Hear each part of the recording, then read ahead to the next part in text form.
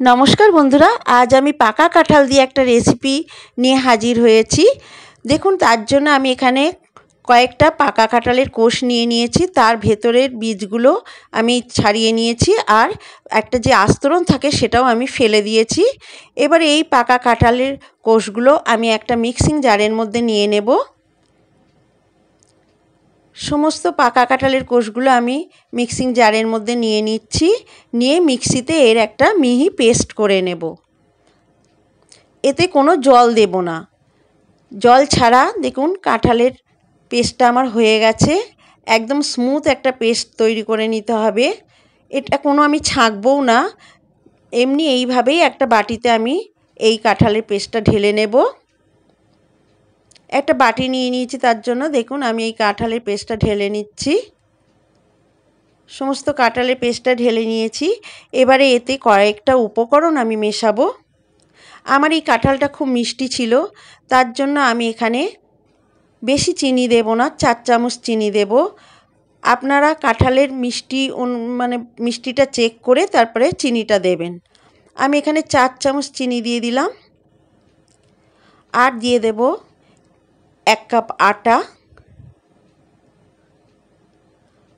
আর দিয়ে দেব half cup সুজি। আটা আর চিনিটা দিয়ে দিলাম। এবারে দেব অল্প একটু নুন।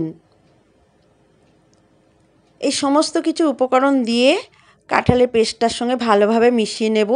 এটা আপনারা হাত দিয়েও ভালোভাবে মেখে নিতে পারেন, আমি এখানে হাতার সাহায্যে মেখে নিচ্ছি। খুব ভালোভাবে মিশিয়ে নিতে হবে সমস্ত উপকরণগুলো কাঁঠালের পেস্টটার সঙ্গে। দেখুন, খুব ভালোভাবে মেশানো হয়ে গেছে আমার একদম। এবার এটাকে 10 মিনিটের জন্য আমি রেস্টে রেখে দেব। যেহেতু সুজি আছে, একটু ফুলতে সময় লাগবে, তার জন্য আমি 10 মিনিট রেখে দেব। 10 মিনিট পর দেখাচ্ছি। দেখুন, একদম আমার এই ব্যাটারটা রেডি হয়ে গেছে। এবার আমি এক কড়াইতে পরিমাণ মতো সাদা তেল দিয়ে দিয়েছি। তেলটাকে খুব ভালোভাবে গরম করে নিতে হবে। প্রথমে খুব ভালোভাবে হাই ফ্লেমে গরম করে আঁচটাকে মিডিয়ামে দিয়ে এবারে তালের বড়া যেরকম করে দিতে হয় ঠিক সেইভাবে এই কাঁঠালের বড়াটা আমি দিয়ে ভেজে নেব।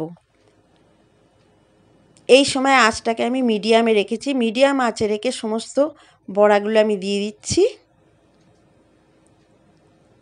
দিয়ে উল্টে পাল্টে এক পিঠ লাল হয়ে এলে অন্য পিঠ উল্টে দেব। এইভাবে অনবরত নাড়াচাড়া করে সমস্ত বড়াগুলোতে যাতে একটা ভালো কালার চলে আসে, লাল লাল, সেরকমভাবে ভেজে নেব। সব জায়গার কালারটা যাতে ভালো আসে। দেখুন, ঠিক উল্টে পাল্টে নিয়েছি, কালারটা ঠিক এরকম চলে এসছে। আর একটু কড়া করে ভেজে নেব, না হলে যখন ভেজে তুলে রাখবো কাঁঠালের বড়াগুলো চুপসে যাবে। সেই জন্য একটু বেশ কড়া করে ভেজে নিতে হবে। দেখুন, একটা ব্যাচের বড়া আমার ভাজা হয়ে গেছে। এবারে তুলে রেখে দেব। দিয়ে এইভাবে আমি প্রত্যেকটা বড়া ভেজে নিচ্ছি। আর খেতে কিন্তু খুবই টেস্টি হয়। আপনারাও বাড়িতে এইভাবে বানিয়ে খেয়ে দেখবেন। দেখুন, আমার একটা ব্যাচের বড়া ভাজা হয়ে গেছে। কতটা সুন্দর হয়েছে, রঙটাও কতটা সুন্দর হয়েছে।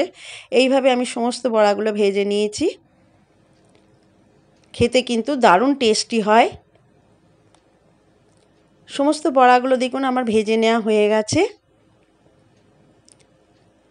আপনারাও বাড়িতে এইভাবে পাকা কাঁঠাল দিয়ে এইভাবে বড়া বানিয়ে খেয়ে দেখতে পারেন। খেতে খুব দারুণ লাগে আর খুব টেস্টি হয়। আমার আজকের এই ভিডিও যদি ভালো লাগে তো অবশ্যই একটা লাইক করবেন, আর আমার চ্যানেলটিকে সাবস্ক্রাইব করে আমার পাশে থাকার অনুরোধ রইল।